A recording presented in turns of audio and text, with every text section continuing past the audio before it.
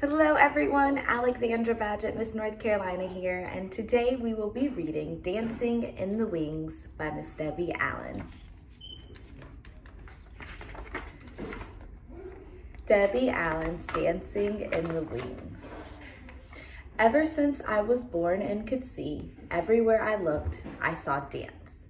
In the clouds as the wind blew them across the sky, in the ripples on a pond, even in the sea of ants marching up and down their hills. Dance was all around me. Dance was me. My mom calls me sassy because I like to put my hands on my hips and because I always have something to say. Well, if you had feet as big as mine, you'd understand why.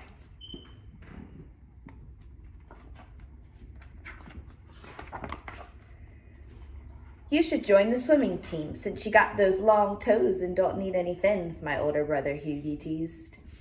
I shot right back. At least I don't have that big forehead looking like a street lamp. Mama said, stop all that bad talk. You act so ugly sometimes.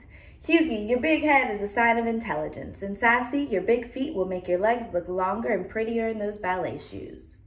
My legs were longer, all right. So long that when I went to Tondu, pointing my toe at the bar, I tripped Miss Catherine, our teacher, who was coming down the line looking the other way. Splat! She landed under the piano, her legs up in the air. Ooh, it was so funny.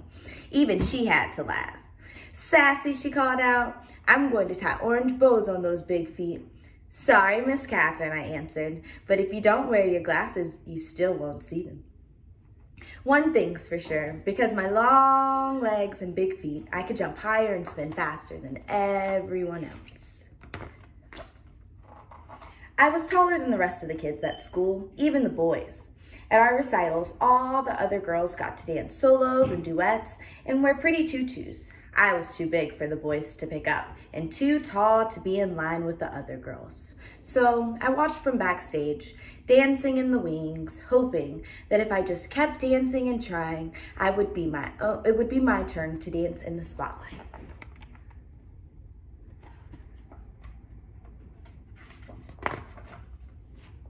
One day, at the end of ballet class, Miss Catherine announced, Mr. Debato from the Russian school is coming next week to look for talented young people for the Summer Dance Festival in Washington, D.C. The whole room turned into a whirlpool of excitement as the sign-up sheet was posted. Everyone wanted to try, especially me. But as I wrote my name down, I heard two girls, Molly and Mona, giggle. Mona said, oh, please, she'll never make it. They said talent, not a tyrannosaurus. My heart seemed to stand still. For once, I had nothing to say. I couldn't hide the tears I felt welling up in my eyes, so I just grabbed my dance bag and ran to the parking lot.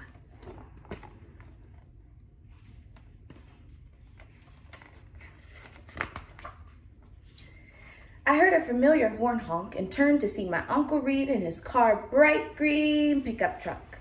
Uncle Reed had the whitest, tight, curly hair, smelled of cigars, and every day wore something red. A tie, a hat, a shirt, socks, maybe even his shoestrings, just something red. Why of all days did Mama have to send him to pick me up? Why today? I was not in the mood for his jokes or stories, but I quickly tried to dry my eyes and smile. I got a good one for you today, Sassy. What did the banana say to the monkey? Split! Get it? Split? Banana split? I started to cry. Sassy, what's wrong? He asked. I told him what had happened. I'm just so much taller than all the other dancers, Uncle Reed. Sassy, he said, you gotta look at this as a gift. Being tall means you can see all around, so you can always find the right path to take. No, I said, it means I stick out like a big acne bump on someone's nose. I'll never get to dance. It's a waste of time to go to that audition. Listen, gal, said Uncle Reed, if I was as tall and pretty as you, I wouldn't need to wear red so people know it's me coming and going. All you gotta do to make your mark on the world is walk into a room.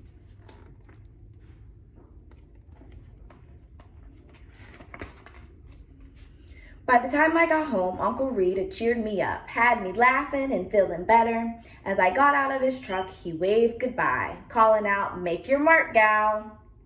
Hughie and his football friends stopped playing. Hughie yelled out, "Hey, Sassy, why don't you come and play with us? We need a goalpost." His little mean, ugly friends laughed. Boy, did that make me mad. "Sure, if we can use your big head for the ball," I shouted back. His friends screamed with laughter. Hughie got so mad he turned red, looking like a tomato with that big head. Ha! We were just about to go at each other when Mama called us inside.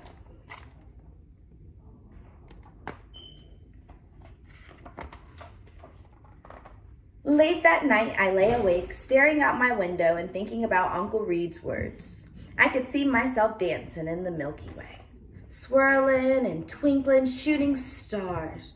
Next thing I knew, I was talking to myself out loud. I'm going to that audition, big feet and all.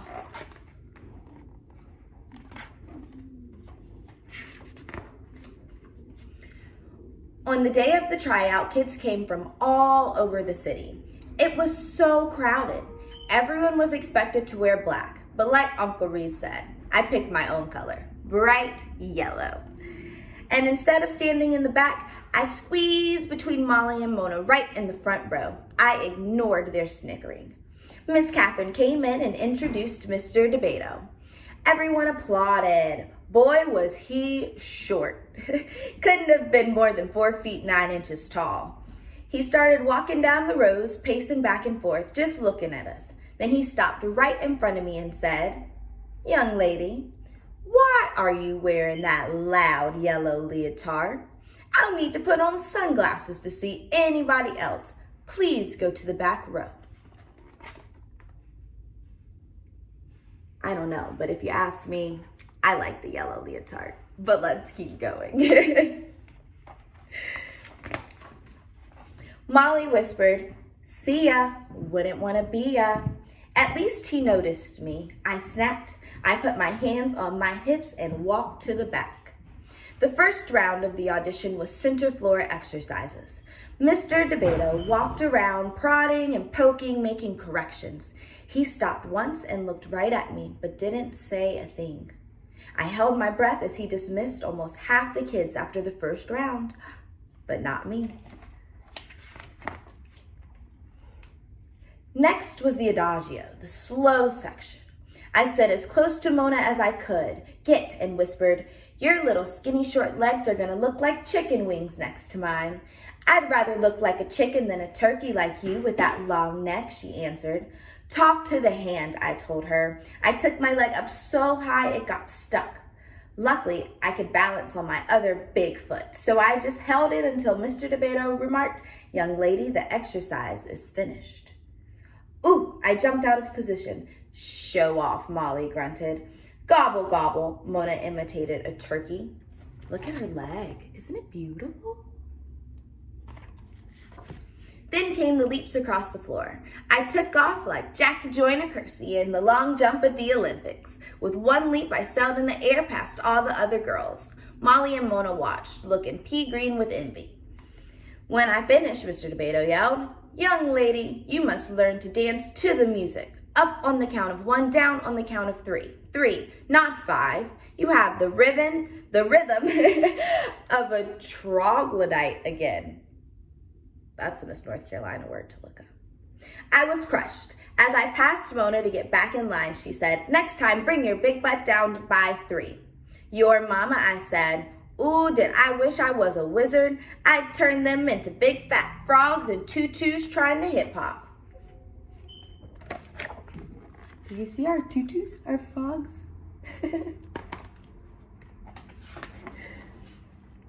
By the end of the day, there were only 7 of us left. Mr. DeBato called out everyone's name except mine and asked them to step forward. Standing alone, I had to fight to hold back my tears. What do you think's gonna happen, guys? What do you think? Do we have our guesses? Okay, let's see what he says. Then I heard him say, "Thank you all for coming today. Keep working, keep trying. You are dismissed." Mr. DeBato said to me, "Sassy, you have a great deal of potential. You have beautiful long arms and legs, but you flail about with no control. You must learn to use your feet better and timing. Timing. We have a lot of work to do when you come to Washington this summer, but please leave that loud yellow leotard at home. All you need to do to be noticed is walk into a room. Dismissed. He walked out. Jumping and shouting, I ran to the parking lot. I made it, Mama, I made it. Guess who was there to pick me up? Mama, Uncle Reed, Hughie, and half his football team piled in the back of the green truck on their way to a game. Everybody was so proud of me, even Hughie. You go, Miss Bigfoot. Thank you, Mr. Bighead, I said. We all laughed.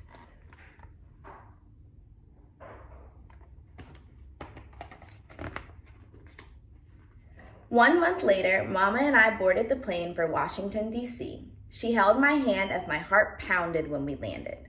At the school, there were young dancers from Russia, Mexico, France, China, Cuba, Brazil, New York, Texas, and long-legged me from Inglewood, California. In class the first day, Mr. D'Abato introduced me to his 12-year-old prodigy, a boy named Dwight, who was 5 feet 10 inches tall. Dwight, I think I have found you a partner. Meet Sassy. And look, he's taller than her, guys.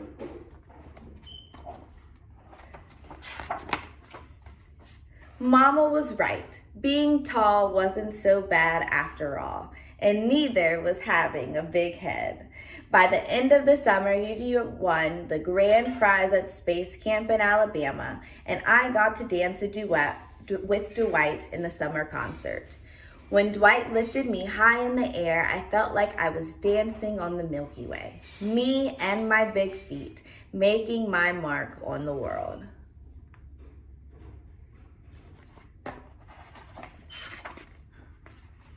The end. I hope you guys enjoyed Dancing in the Wings by Miss Debbie Allen as much as I did. Stay safe, stay home. Much love for Miss North Carolina 2019, Alexandra Badgett. Bye, guys.